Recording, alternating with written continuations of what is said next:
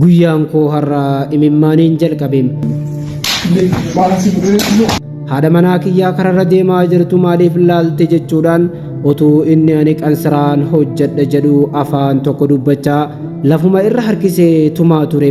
Harka jabeeffatee laphee isaa keessa tumam. Viidiyoo nama gaddisiisu. Viidiyoo kanarratti isa humna qabu kan akka abbaa fedhe reebuu fi ajjeesuu addan mirgi kennameef tokkotu hiyyeessa humna hin qabne akka malee reeba. Maaloo nama namaalan si godhe maaloo ani qansiraan hojjedhaa na dhiisi.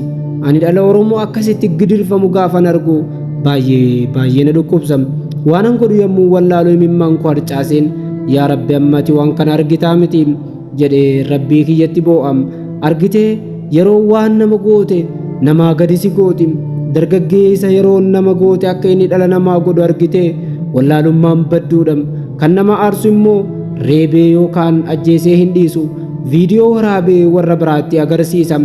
Argitee akkitti wallaalaa fi doofaan dhala namaa gidirsu argitee waan amboon taateem utuu inni ani qansiraan hojjedha jedhu afaanuma tokko dubbachaa lafarra harkisee akkasitti gidirsam.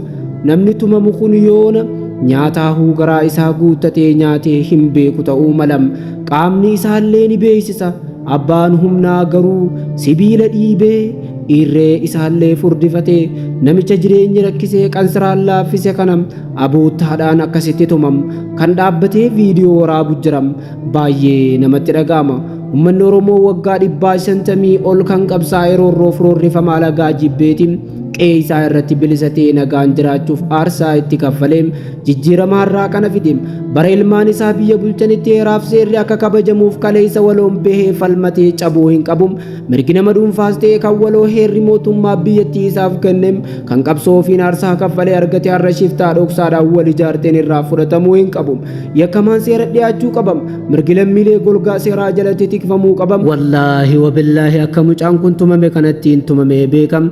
Hangaan dubbii dadhabee caljuutti lafattis kopheen akkanumatti cinaacharra na deemame. Garuu rabbiin kun jabaadhaa wallaahi nin jiraadha jeeyyaanne tureem. Guyyaa san anim nin du'a jeeyyaadeem. Ilmi namaa namaaf rifata sittiin fakkaatii yaadeeru mucaan waa humaan ta'uu rabbi dhiibbaa godhuuf jennam.